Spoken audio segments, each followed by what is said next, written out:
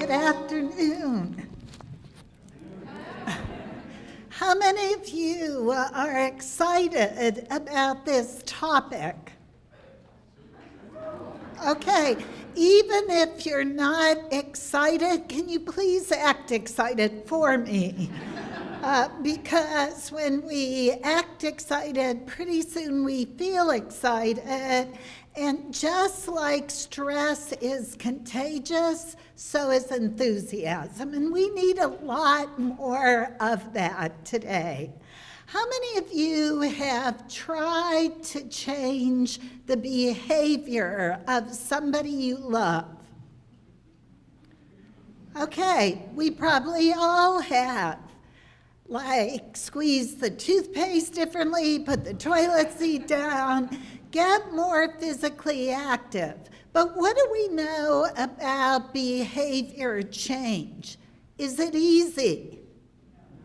No, it's what I call character building. Most people don't change behavior unless crisis happens or their emotions are raised.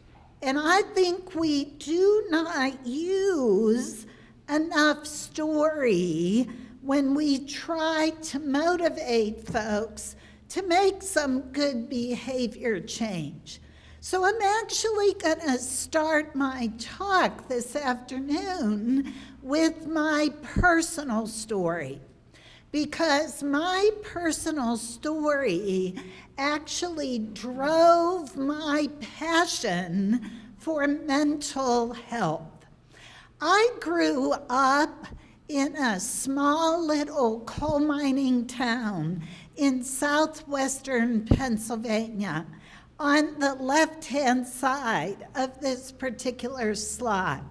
It was a coal mining town, population of about 1,000 people, near the West Virginia border, really part of Appalachia. My house was probably 950 square feet. It was a half of a company house. My dad was a coal miner. We were labeled working poor back then. But you know what? I was a happy child. I was born with rose-colored glasses on. I could make lemonade out of lemons any day. So I was happy growing up in this small little coal mining town until I was 15 years of age. I had a best friend over to my house to sleep over on a Friday night. We woke up the next morning. My mom made us a big breakfast, laughed, joked around with us. My best friend left. My mom sat down on our couch to pay bills. And I started walking up the stairs to get my clothes to take a shower when my mom sneezed. And I said, "Bless you, Mom." She didn't answer me. I said, "Bless you, Mom." She didn't answer me. I thought, that's odd. I turned around, started walking back down the stairs. My mom's head was already back on the couch. I shook her, "Mom, Mom, Mom, what's wrong?" She didn't answer me. She fell over and she died right in front of me. Now you can imagine the trauma of being 15 years of age, experiencing the sudden traumatic death of your mom. There was nothing that I could do to revive her or save her. I suffered from terrible post-traumatic stress.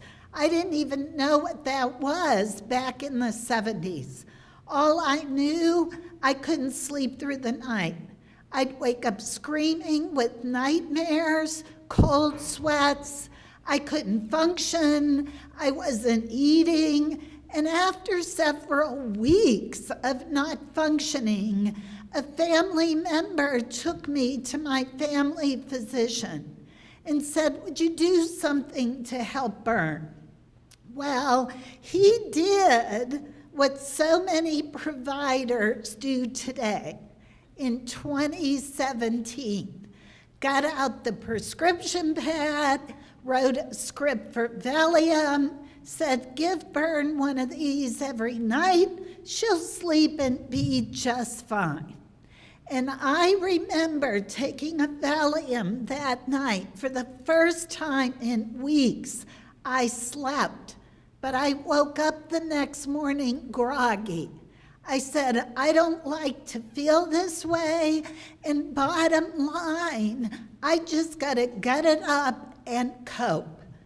There was no counseling available for me in my little town of Republic, Pennsylvania. And in the next 4 years, I not only lost my mom, but my cousin, who was like a brother to me, died shortly following a car accident. The year after that, the only grandparent I ever knew died. And at 19, my dad had his heart attack. Now that's a lot of grief and loss for an adolescent. But you know what they say, what doesn't break us only makes us stronger. And what I went through during those 4 years created a passion in me to become a nurse, then a nurse practitioner, then a psychiatric mental health nurse practitioner, and devote my entire career to developing and testing interventions to promote mental health in vulnerable populations. Now, the really sad story about my mom is she had a history of headaches for over a year. And my dad kept saying, "Would you go to the doctor and figure out what's wrong with you?" Well, she went to our family physician 1 week before she died, was diagnosed with high blood pressure, given a prescription for a blood pressure medication that my dad found in her purse after she died. Now, who knows? She would have filled it that day, brought her blood pressure down, if she wouldn't have stroked out that morning. Now, I share that story with you because so many times we ignore our symptoms. So many times we don't change behavior in just a little way that could create a healthier, optimal state for each and every one of us. But I encourage you today to think about where you're at with both your mental and physical health and your healthy lifestyle behaviors. And I'm going to encourage you in the next 30 days, just make one commitment. You're going to do something to improve your health. And I have a lot of ideas to share with you as I go through my talk. Because you see, I didn't have a mom to see me graduate from high school, college, become a nurse, have my 3 beautiful daughters. So if you don't do it for yourself, do it for somebody who really loves you, who wants to see you around for a very, very long time. So where are we at with mental health today? We're in a sad place. It's an epidemic, mental health problems, that deserves a lot more urgency than it's being given right now. Today, 1 to 4 to 5 Children, adolescents, college-age youth, and adults suffer with a mental health problem. Yet less than 25% are getting treatment. And if they get treatment, so often it's a pill. It's not gold standard evidence-based treatment like cognitive behavior therapy that we know works and works well for mild to moderate depression and anxiety. Why is that happening? We don't have enough mental health providers throughout the country. Even psychiatric nurse practitioners like me, they are being pushed to dole out medication like crazy, and they're not being given the time to do psychotherapy like cognitive behavior therapy, which we know works and works so well and should be used first line. Suicide is now the third leading cause of death in 14 to 24-year-olds. We have lost 3 students to suicide this year at Ohio State. Even with the awesome counseling services that we have available, the preventive interventions that we are doing, we are still seeing way too many suicides. And if you get in the grassroots and talk to the students, they'll say, oh, we didn't want to go and tell somebody. We thought they were just joking around when they said they don't feel like living anymore. So then you get into all the survivor guilt that surrounds people who commit suicide, that then creates mental health issues for those people. It is hard to believe stigma around mental health issues is alive and well in this country. We talk about these issues, but people still, they feel embarrassed. Parents feel guilty when their child has a mental health issue. So many times it isn't called into the conversation until it's chronic, it's persistent, and it's serious. And we don't put enough attention on prevention and teaching our young children, teens, and college youth life skills for coping. We teach all these wonderful subjects, but yet we don't integrate mental health curricula into our schools. And I am really excited, if you haven't heard, that Governor Cuomo from the state of New York recently signed a bill that all K-12 schools must teach mental health curricula starting in the summer of 2018. I hope our governor does the same thing. We need this, and we need to approach it strengths-based, not you have a problem, and that's why you're getting these skills. We need to give these skills to every child, teen, college student in America. So this slide is from an article that was recently published in Health Affairs. It's the 10 medical conditions with the highest estimated spending. Mental health is number 1. Number 1 in the country. 1 out of 2 people in America have a chronic condition. 1 out of 4 have multiple chronic conditions. The second condition is usually a mental health problem. If we do not address depression, anxiety in people with chronic physical conditions, we don't stand a prayer of them getting better physically.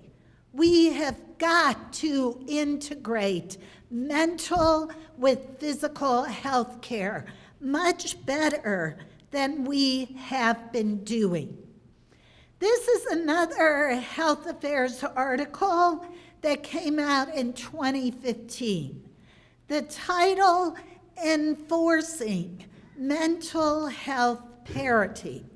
And the subtitle of this article was 5 years after the Mental Health Parity and Addiction Equity Act took effect, access to equal benefits and qualified providers remains elusive for many insured Americans. Yes, it is great that the nation is more focused now on the integration of mental health into primary care. However, we have so much opportunity in front of us. I served on the United States Preventive Services Task Force for 4 years.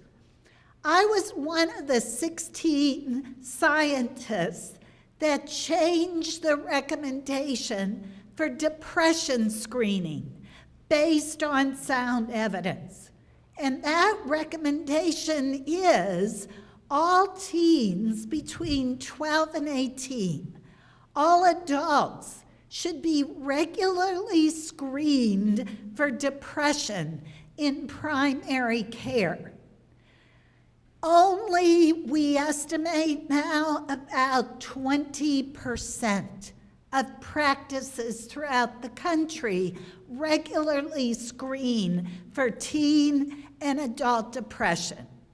How many of you, the last time you went to your primary care provider, how many of you got screened for depression? Would you put up your hands high? Not even a third of this room. So I often do mental health workshops for pediatricians, family physicians, nurse practitioners on how to better screen for, identify, and give evidence-based management to folks who need it. The number one thing I hear from providers is, I know, Bern, we should be doing this, but we don't because of this. We don't get paid to screen. Then, if we screen and we find it, we have nobody to refer to. There's such a gap. Even in Columbus, we have our wonderful nationwide children's hospital with awesome psychiatric mental health services, but kids are waiting 3 to 4 months for psychiatric evaluations. So again, we need to prepare more mental health providers. At my college, I am encouraging our family nurse practitioner students, our adult nurse practitioner, our pediatric nurse practitioner students to add a second certification as a psychiatric mental health NP, like me. Because if we can get more dually prepared people out into primary care, think about that. There would be no time gap in getting them evaluated and treated once they rule out a physical problem. So this is what America looks like in large part today. We're a very stressed and depressed society. The World Health Organization says by 2020, depression will be the second most impairing disease worldwide. Think about that. Depression, the second most impairing disease worldwide. We know depression and stress are huge predictors of cardiovascular disease in our country. We need to think more and invest more in prevention. We are still such a sick care society, aren't we? We need to turn sick care into well care. We need to do so much more in giving people the mental health, cognitive behavioral skills that they need to deal with life stressors. This is data from the latest American College Health Association survey that tapped 93,000 students at 108 universities and colleges throughout the country.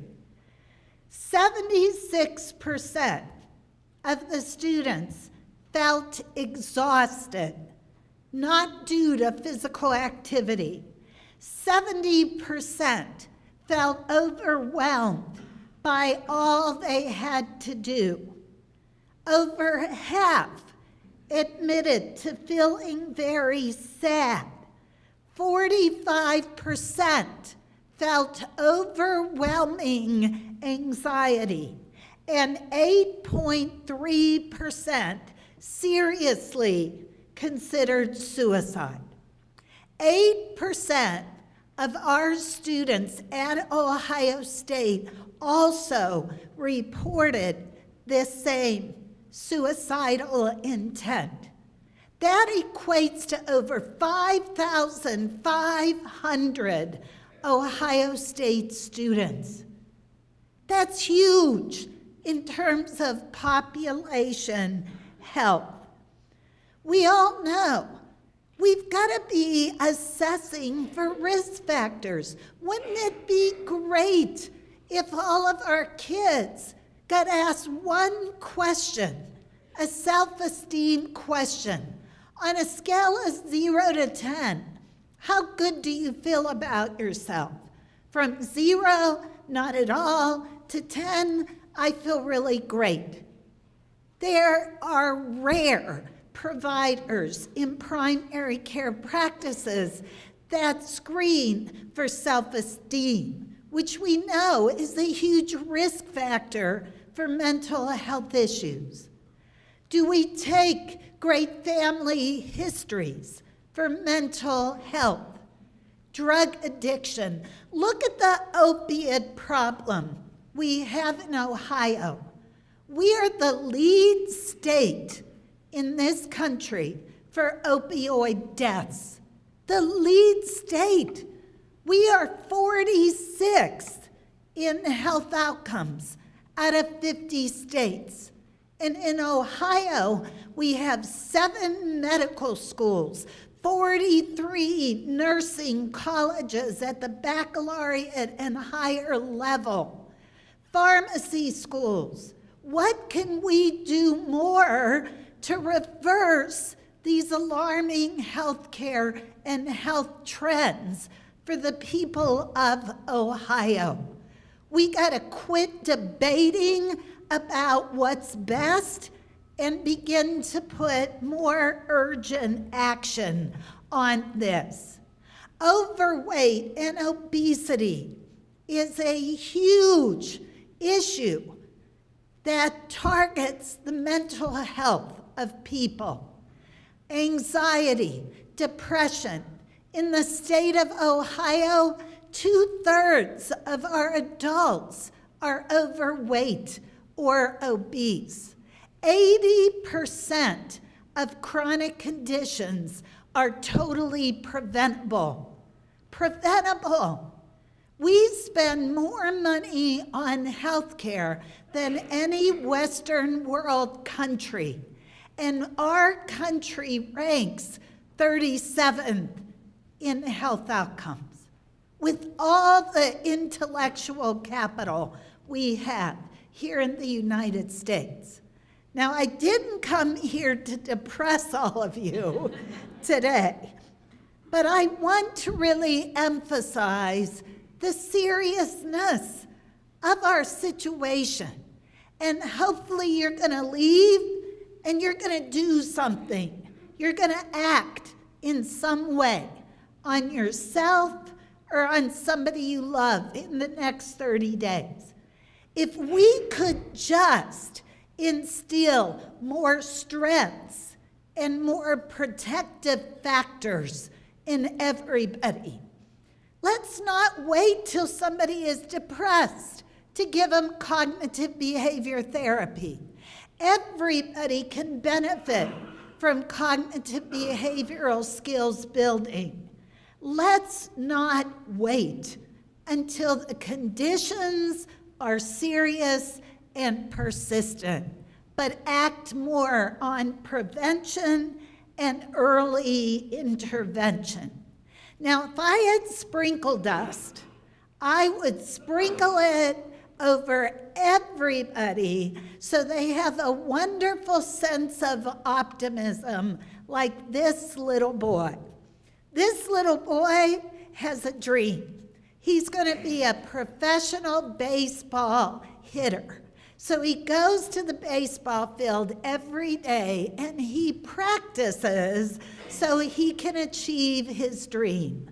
Watch what happens. Hey guys, I'm the greatest hitter in the world.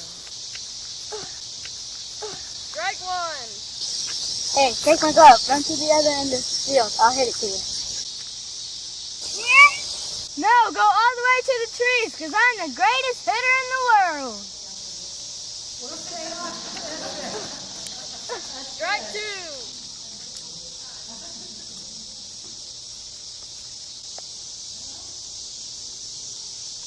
What are you doing? There must be a hole in my bat, because I'm the greatest hitter in the world.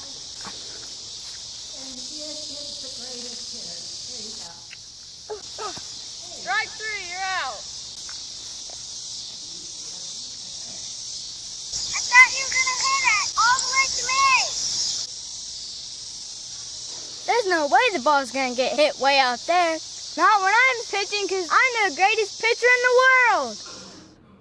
I love that. Isn't it great? So if we only could instill a sense of optimism in everybody, we'd see so much less depression.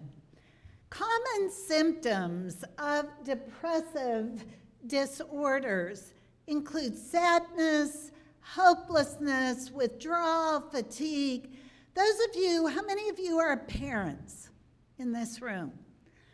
We so miss the mark and misdiagnose so many young children with attention deficit, hyperactivity disorder that are truly depressed or anxious. A lot of kids under the age of 7 who are depressed or anxious, they look like kids that are ADHD. They're restless, they're hyperactive, they're fidgeting, and so oftentimes, again, misdiagnosed, put on Ritalin, they go off the wall. And they never get to the root of the problem, the depression or the anxiety. In adolescents and college students, even in adults, anger and irritability often shadows underlying depression and anxiety. So again, we need really skilled providers to be able to diagnose and appropriately treat the right conditions. The good news about depression and anxiety being comorbid is the first line gold standard evidence-based treatment for that is cognitive behavior therapy. We know, research studies show That's what we should do first, not always SSRIs, because to be honest with you, they only work for a third of the people who are suffering with depression if you have a chemical imbalance. A lot of cause for depression is the way people think, a negative pattern of thinking.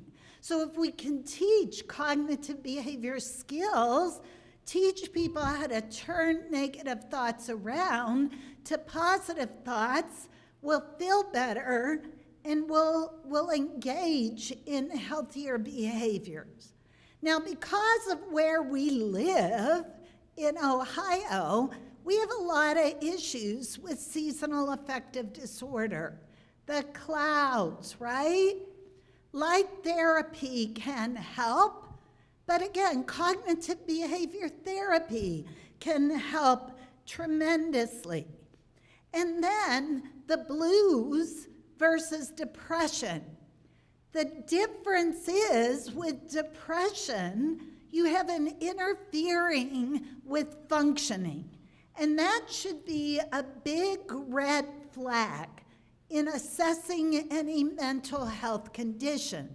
Because when it crosses from being the blues into true depression, you do have an interference with functioning. So that is always a red flag.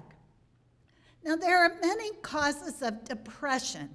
You could have an imbalance in serotonin in the brain, and if you have that, the SSRIs like Prozac, Zoloft, Celexa, they're going to probably help. But so many causes of depression are not imbalance in serotonin. A great cause of depression is a negative pattern of thinking. So again, teaching cognitive behavioral skills is so important.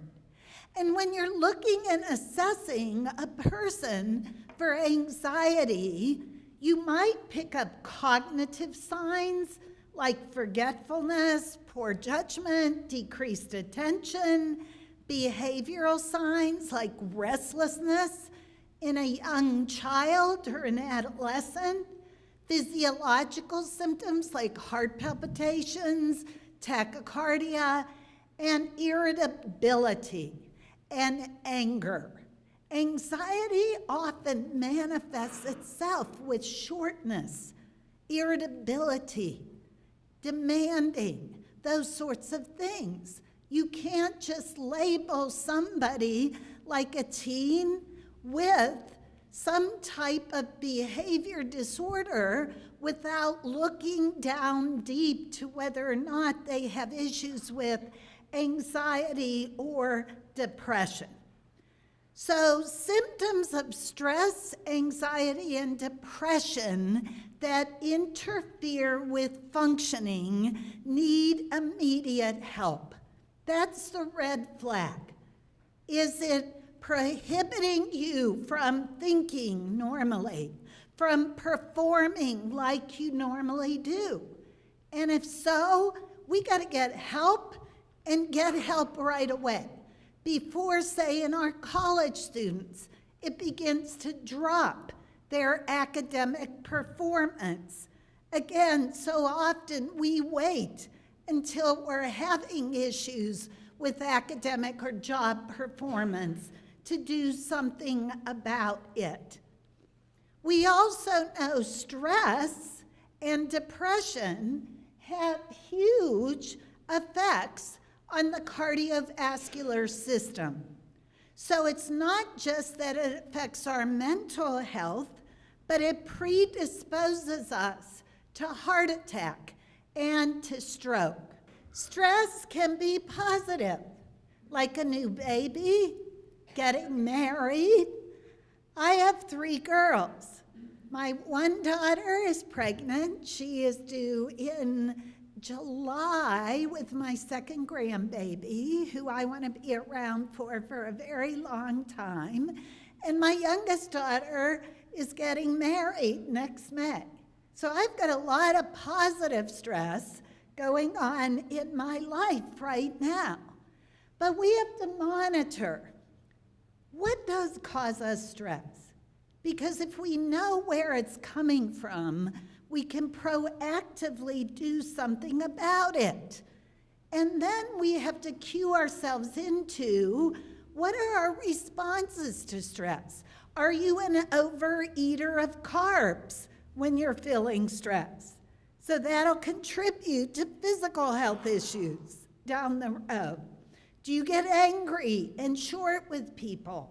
And that's the way you respond to stress. So getting in tune with how we feel physically, emotionally, is important, so we know how to proactively deal with it. Too much negative stress can interfere with our functioning. So I want to talk now about healthy ways, what we can do to cope better so we have less stress, depression, and other types of mental health issues. I think every person in this country should master cognitive behavioral skills. Because of what I went through as a teenager, after I became a psychiatric nurse practitioner, I said to myself, I can't imagine why we think we need to be a mental health provider to give people cognitive behavioral skills. How many of you are mental health counselors in this room who do CBT on a regular basis? Do we have one person only? Two. Okay. CBT, I can teach about anybody the 12 key constructs in CBT. How to turn negative thoughts around, do cognitive reappraisal, how to do emotional regulation. So what I said I'm going to do as a researcher, I'm going to develop a manualized 7-session CBT program that anybody could learn to give to somebody else. I'm going to teach primary care providers. They can do this CBT skills building so their kids, their teens, their college youth don't have to wait 3 months to get in with the therapist to do it. So I've devoted the last 25 years of my career to developing and testing an evidence-based CBT program that can be integrated into school curricula, that can be delivered in primary care to people who need it. And in CBT, we teach the thinking, feeling, and behaving triangle. How we think affects how we feel. How we think affects how we behave. What age do you think we have habituated to the way we think? Yeah, good. As a younger child, right? 7, 8 years of age. And on the basis of the feedback that we constantly get. I was in the grocery store recently. I came out with the shakes, literally, because there were all these parents with young children in the store who were acting out. And what do you think they were saying to the kids? No, you're bad, stop that. That's not good. I was like this when I got out. We need to help kids habituate, learn how to monitor their thinking, and turn negative thoughts around to positive thoughts. So we teach the ABCs from CBT in this program. There's an activator event, something that happens that causes you to have a negative thought. Did any of you have an activating event this morning that triggered a negative thought? Would you be willing to share what that was? Would you be willing to share? What happened? I had a frustrating experience driving. Okay, driving. Did somebody pull in front of you, whatever it is? Okay. And what was the next thought that followed once that person did that? Wow, they're a jerk, or oh, maybe I did something wrong. Okay. Oh, what a jerk pulls in front of me like that. And then how did you feel? Just yucky. Yucky and irritated. Katie and I had an activating event. We're driving, trying to get here, and I saw the sign. It said no U-turn, but I didn't see any other way to get to the parking garage. So my philosophy as a high D personality, dreamer, driver, discoverer, risk taker, is like, I'll ask forgiveness if something happens, right? I did the U-turn down there, and within 2 seconds later, blinking lights right in back of me.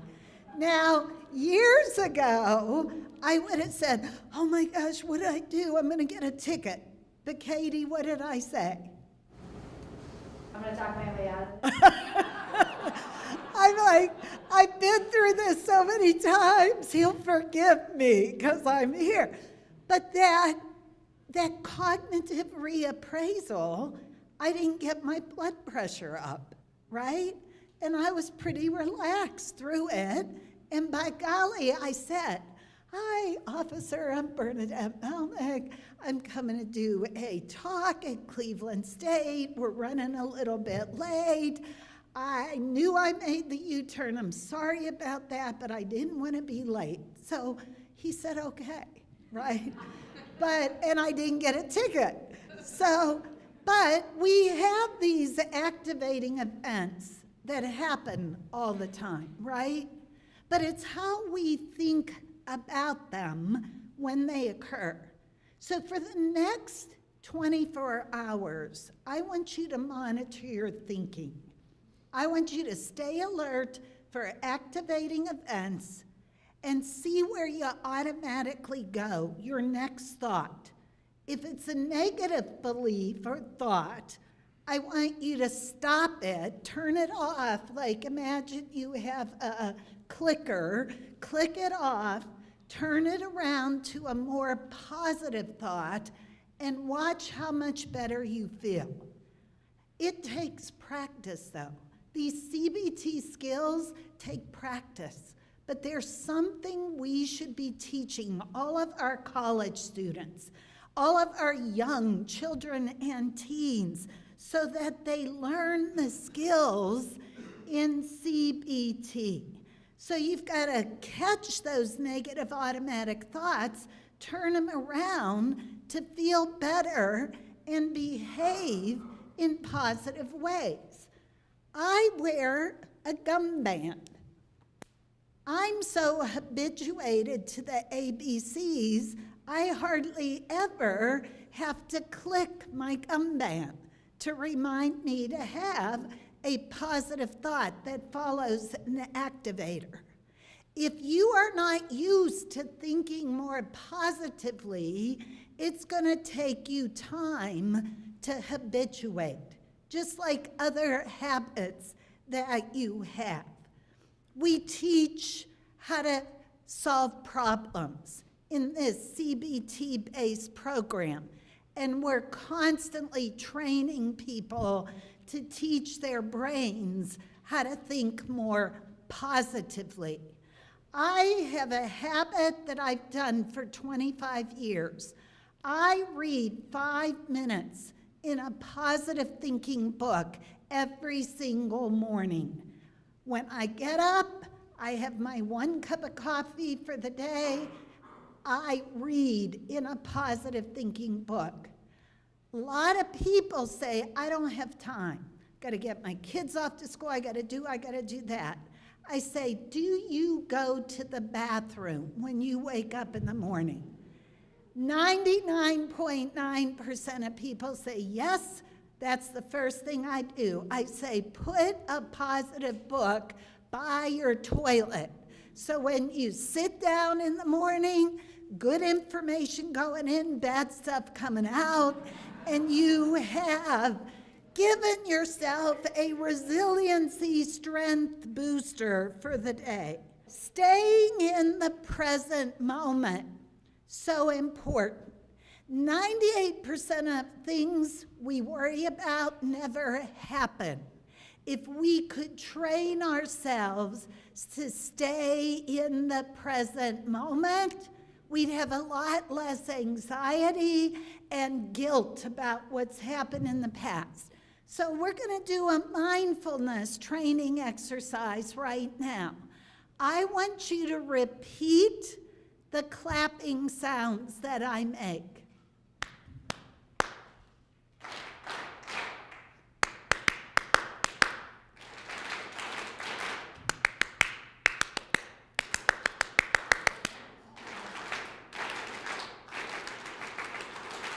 Great.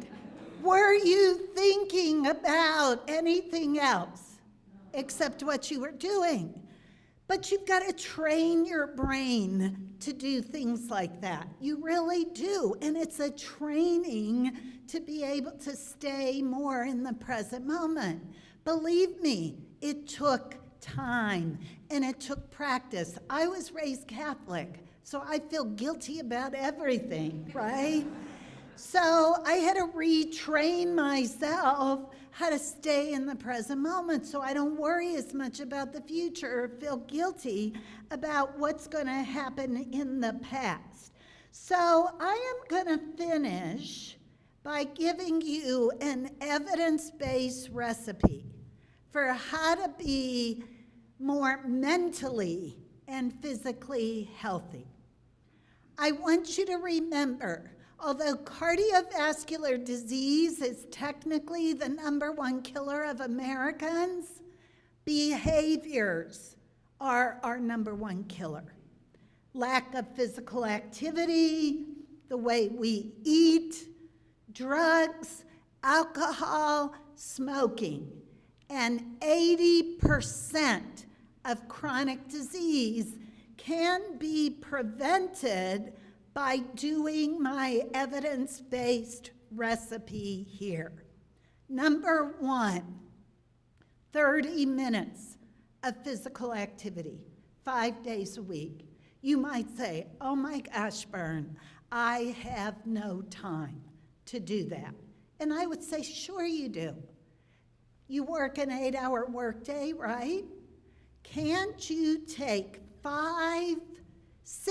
5-minute recovery breaks during the day to do 5 minutes of jumping jacks or run around your office? Can you do that? Everybody can do that. Do not hold 1-hour meetings anymore. If you give people an hour, they'll take an hour. Hold 50-minute meetings, 10 minutes of recovery break, and stand more and sit less. How many of you sit on average 3 hours a day? Do you know population health studies show you increase your risk for cardiovascular disease by 30% if you're sitting 3 hours a day? How many of you sit 5 a day? If you sit 5 a day, that is comparable to smoking 1.25 packs of cigarettes every day on your body, regardless if you exercise 30 minutes a day, 5 days a week. So sit less, stand more. Have standing meetings. Next time you go into a meeting, say, let's have a standing meeting. In addition to being good for your cardiovascular health, you'll get through meetings a heck of a lot faster when you stand versus when you sit. So beware of the chair. I have put standing desks and walking treadmills in all across Ohio State. It is rare to come to my college and find people sitting for any length of time. Number 2, 5 fruits and vegetables a day. Just 5. Now the ADA is telling us 9, but the average American gets 2.5. So just 5 a day. I get mine with a NutriBullet every morning. I get in 6 fruits and vegetables and 2 tablespoons of protein powder, and I eat that before I even get out of the house. Number 3, don't smoke, and everybody gets happy when I say the 4th. If you drink alcohol, alcohol in moderation is good. In fact, the CDC tells us 1 drink a day if you're a woman, 2 a day if you're a man. And everybody asks me, Bern, how big can that drink be?